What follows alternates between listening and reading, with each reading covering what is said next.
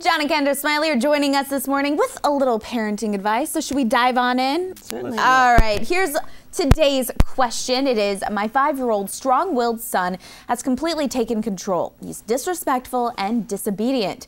What can I do? What do you think? Well, first of all, kudos to this parent, right. Because they're recognizing it. It's so many times people just hope it's not really happening, and then pretty soon the child is 12, and then 15, and then 17, and it's all going to be okay when they're right. 18. And it's so much parents are going, oh, it's just an age. That's right. true. Age and stage. Just right. the phase exactly. they're going through. Yeah. That's exactly So right. kudos to these parents. And the first thing is, if there are 2 parents in this family, getting them on the same page is really important. Because if any child can work one against the other, it's a strong-willed child. They're usually above average intelligence.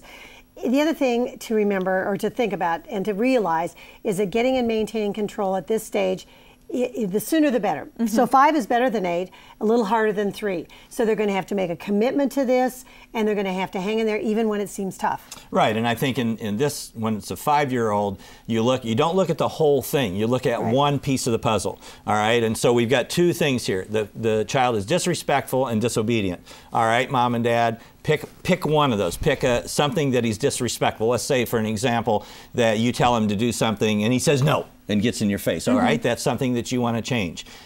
One thing that you can deal with, and then sit down, and this is very important, that you communicate to that child what you're doing. 5 years old, they're very old, they can understand, they know exactly what they're doing, and so as a parent, you communicate that. Okay, honey, you know, this is not gonna, you can't do that, that's disrespectful. And the other thing that you do is you do it on the positive side. Okay, how do we want you as a parent to handle this? So you're doing both. You're saying this won't stand, and what we want you to do. Right. Very, very important. You just don't jump into this and surprise this child. That's especially with strong-willed kids. They don't like surprises. They like parents to say, you know, this is what's going on, this is why it's going on, and again, communicate this one before you go on. The thing that we tend to do too as parents is we try to change 7 behaviors all Right. at once, and we don't even remember what behaviors we're trying to change Right. until the child is again one more time in control.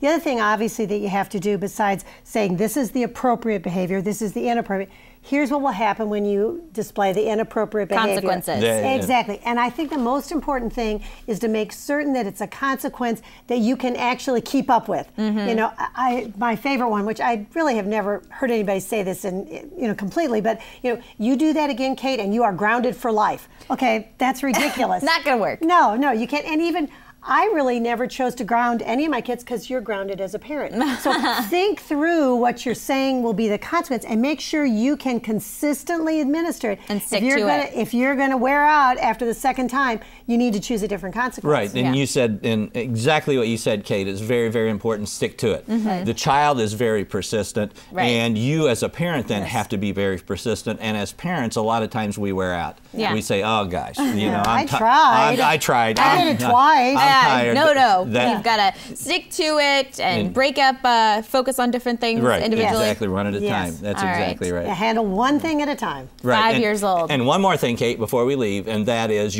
know that your strong-willed child wants you to be the parent. That's something that parents know. They want you to take control. And so that helps parents to realize, my kid really wants me to do this. Now, trust me, this strong-willed child isn't saying, oh, please, Mom, Right. Daddy, It's one of those control. unconscious things. That's right. But Good. it's so important, and especially with a child like that who's very spirited. And you're not breaking their spirit when you're just breaking their will. Right. And you're teaching them to no matter what job you're in, you have to give up control to your boss, I'm guessing. In relationships, we submit one to the other, and those sorts of things. And so you're just helping your child be able Learn to deal. that now. That's right. Deal with being a grown-up. That's right. All right. Great advice as always. And if you have a question for the Smileys, send it over to their website, parentinglikeapro.com. And if we answer it here on the air, you'll get a free copy of one of their books. Thanks so much. Thank you.